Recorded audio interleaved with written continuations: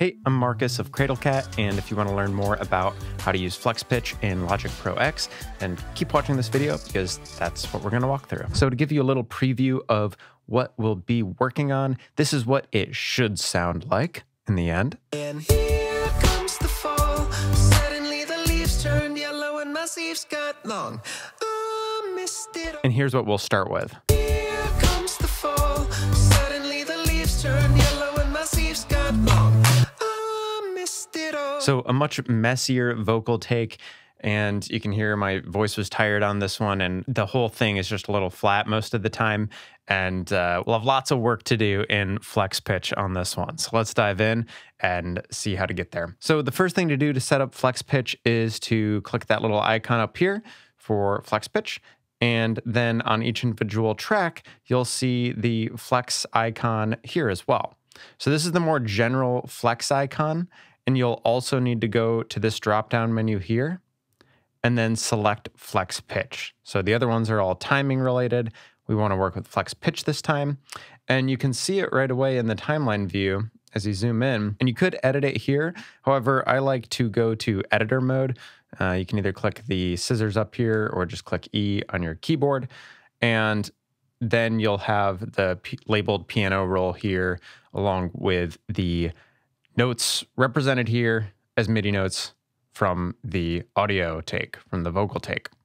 So to get started here, let's kind of play along and just listen to what we're working with. Here comes the fall. Suddenly the So you can see the individual little line here is following the pitch more precisely, and then these bigger blocks that look like MIDI notes are the whatever Logic's detected as the note that it's grouping it as.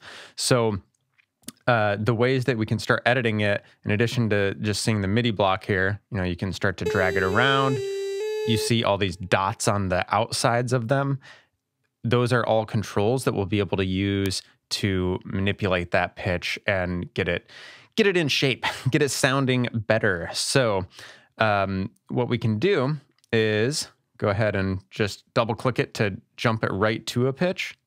Here comes the fall. And you can see that it's not quite to my liking yet. Here comes the fall. So one way that we could do that is taking down the vibrato, which is the bottom middle note, to start to flatten out that pitch curve within it. So let's listen again. Here comes the fall. However, that can start to sound a little too robotic. So if I bring it down all the way, Here comes the fall. Here comes the it fall. actually doesn't sound terrible there, but let's pretend it did. It sounds a little robotic. We'll find another example later where it does. Instead of relying completely on vibrato, these upper corners are labeled pitch drift. And when you drag these, they control how far that pitch is drifting towards the beginning or end of each of these note blocks. So I'm going to go ahead and adjust those first to kind of get those flattened out however I can. And then even before, I'll bring this back down to 100%, even before adjusting the vibrato, Here comes the it starts to fall. sound a lot better. And then we don't need to adjust the vibrato as much to get it to sound right. Here comes the fall. So now the next note, let's go ahead and do the same thing. We're going to bring this up to the correct note. Comes the fall.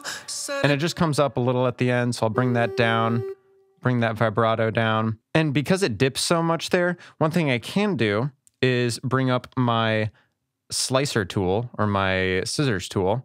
So either here, or I always use the hotkey, just T and then I.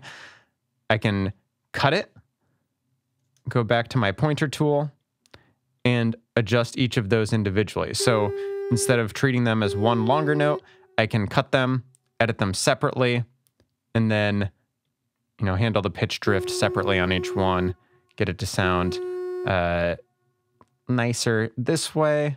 Go ahead and just adjust some of that vibrato, and then Comes the fall. Suddenly the and that one was so short, it really didn't affect it, but maybe we'll find some examples later where Logic didn't quite detect a separated note, and that slicer tool is helpful. But for the purpose of showing the slicer tool, it was great.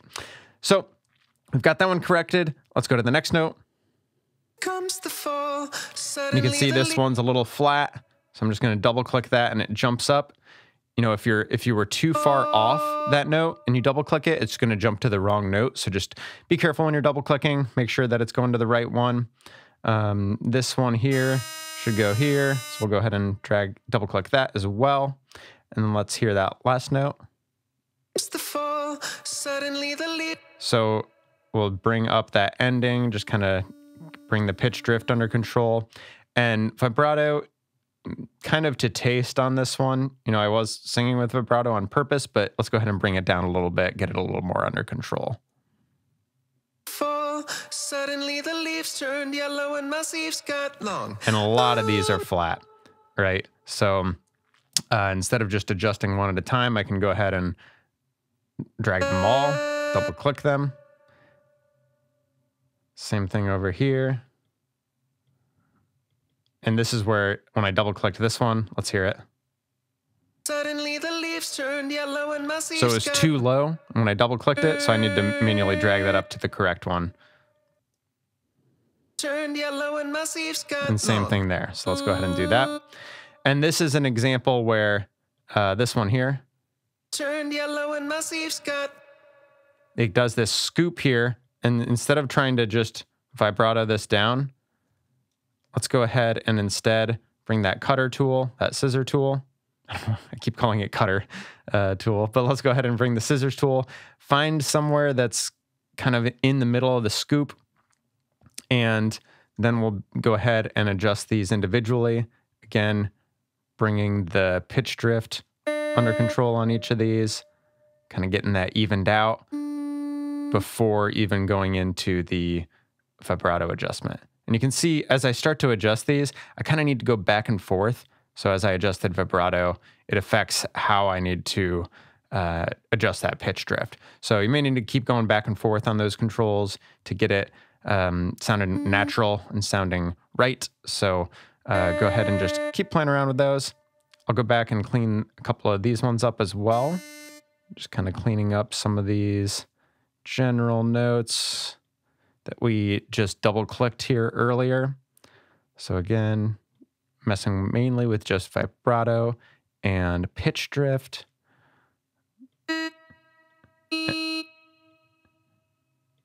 Go ahead and do the same thing over here.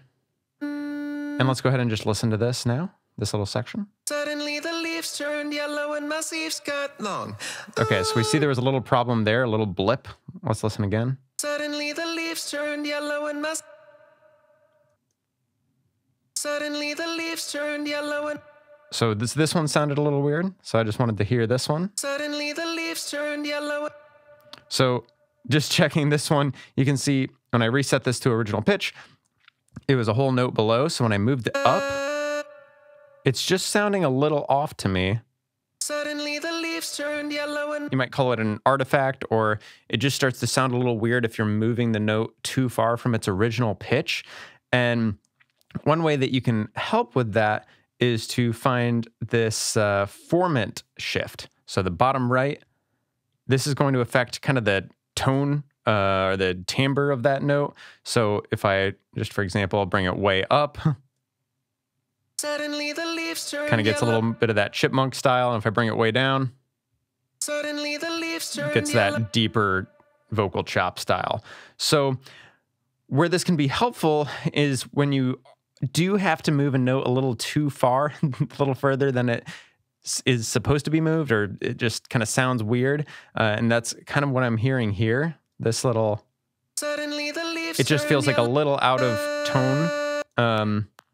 Suddenly the leaves I turned can go ahead yellow. and bring that formant shift down just a little bit. Suddenly the leaves turned yellow and my. And it starts to line it back up with the rest of the vocals that were closer to that original pitch. So most of the time, if you're moving the note up in pitch, dragging that formant down a little bit can help balance that tone back out, even it out with the rest of the vocal, and opposite for if the note was too high and you had to drag it down, try moving that formant up a little bit. Hopefully it'll even out the tone. So as we're going through, the other piece was the one we chopped here. Turned yellow and So this part here my leaves turned yellow and my sleeves got long. doesn't actually sound that great when it has that chopped part. So these pieces here, instead of cutting them, let's go ahead and glue them back together because they did have that little blip in there. So let's go ahead and just click that little glue button and then reset. Whoops, not all. Go ahead and set this to original pitch, reset the pitch curve, just so we're working with something from scratch. And again, because it sounded weird when we chopped it, let's go ahead and try to just use vibrato, see how that sounds. Turned yellow and my sleeves got long. Go ahead and adjust it a little bit here, adjust the pitch drift, bring that vibrato down. Turned yellow and my sleeves got long. Turned yellow and my sleeves got. Turned yellow and my sleeves got long.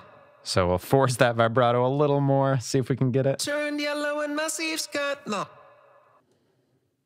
Turned yellow and my sleeves got long. And that's starting to sound better, so we'll leave that as is. Could keep tweaking that to get it just right, but that's the general process. Keep going back and forth between pitch shift or pitch drift and vibrato. And let's go ahead and move to these next ones. Turned yellow and my sleeves got long. And we'll go ahead and bring these up as well. Double click there, double click there. We see it brought it to the wrong one, so drag it up and bring that up a note there. Get that in key and go ahead and listen here. Turned yellow and my sleeves got long.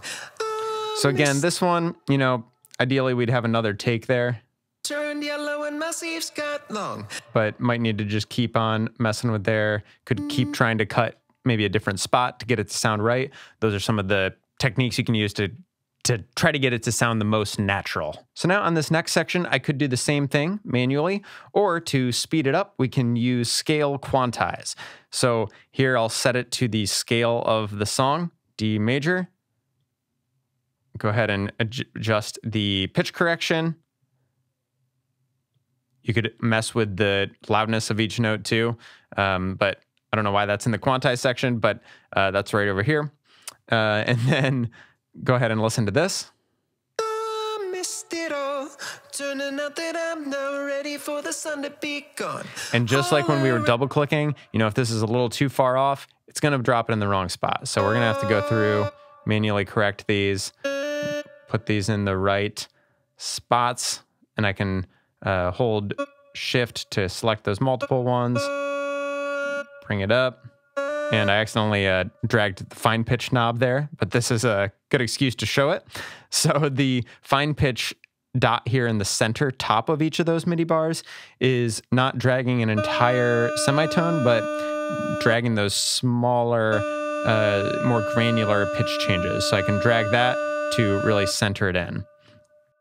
And same thing here. Go ahead and just drag it, double click it to jump it to 100% in the middle there. And same thing here, drag that up. And now let's hear it here. I missed it all. Turning out that I'm now ready for the sun to be gone. Holler. So you can see a couple spots that it still needs a little work, and we'll get to that. But the other tool I'll show is timing editing. So you can use flex time from that menu that I showed above, or when you're in the flex pitch editor, you can use just dragging the ends or beginnings or the entire MIDI note to change the timing here. So that was a extreme example, kind of drawing that out. Or you can start to change some of these individual starts or ends of notes. And it's not going to be, as I've found, not quite as granular control as using the actual flex time editor, because as you can see, as I'm moving things around, it kind of forces that next note to move around. Sometimes I feel like dropping the anchors, the time anchors in flex time gives you a little more control over what's moving and what's not moving, versus what we see here for dragging the notes or dragging the ends of them. So this is available here though, and if you do need to just change a few notes, worth trying so that you don't have to go and do all the timing editing over in flex time. So now that we have that, I'm going to go ahead and speed through the rest of the edits on this chorus section so that we can go back and listen to it. And just pausing the speed through here to show one particular part where, sometimes you don't want to correct it. And it's like in this example, there's kind of a dive in the pitch where it's almost more spoken or chanted than sung. So while it looks like it's really far off, it's kind of the delivery. That's kind of the style. So if I were to try to fix this to get it on pitch here's the original. Be gone. If I tried to even that out, Be gone. it's just going to sound weird. It's not intended to be on a fixed pitch like that. It's meant to be more of a dive or more spoken. So I just wanted to point that out as I'm speeding through. Great, so I just sped through the edits, so let's listen back through, see how it sounds soloed, and I'll bring it into the mix as well. Here comes the fall. Suddenly the leaves turned yellow and my sleeves got long. I missed it all. Turning out that I'm not ready for the sun to be gone. All around the world, darkness is a bummer. I know it's wrong, but it's only when I look back that I miss the summer. Now I still. And again, just to hear the before and after, I'll solo it and turn on and off flex pitch so you can hear it. So here's with it off. Here comes the fall. Suddenly the leaves turned yellow and my sleeves got long. And here's with it on after our edits. Here comes the fall. Suddenly the leaves turned yellow and my sleeves got long. I miss. So just a couple artifacts that I can still hear in there. That yellow part really could have used another take. Ideally, we'd just select another take for that word and go from there. I can hear a little bit of it, but not really when it's in the whole mix. But still, ideally, we'd get that original take better before even getting to tuning. The rest of it, I could spend a little more time adjusting that pitch drift and vibrato to get it more natural, but sounds pretty good as is. And after having used Melodyne, a third-party plugin, kind of the industry standard for vocal tuning for years now, I haven't used flex pitch very recently, and it's sounding much better and much more natural than previous times that I've used it. I can still hear a couple blips and things where since I did do this song originally with Melodyne, where I didn't run into that. But overall, it's sounding pretty good, and it's definitely usable, and it sounds much better than I remember it sounding when I was just getting started with Logic Pro. So it sounds really good, and again, if I just had a couple different takes on those other words, would fit just fine into the song. So again, kind of the different tools that we walked through were being able to drag the notes up and down to get it to the right pitch, using that center middle button to get a more fine-tuned pitch, using the bottom middle button to adjust the vibrato, the upper left and right to adjust the pitch drift on either side of the main notes that Logic's recognizing. The bottom left didn't really go over that, just talked about it. But if you, for example, were doing different takes and one particular take, you were closer to the mic, maybe you use the gain tool in the bottom left to drop that down. And that would probably be easier than automating volume afterwards. So just using that gain tool, mostly for takes or if you belted out a single word. And then we also looked at the formant tool.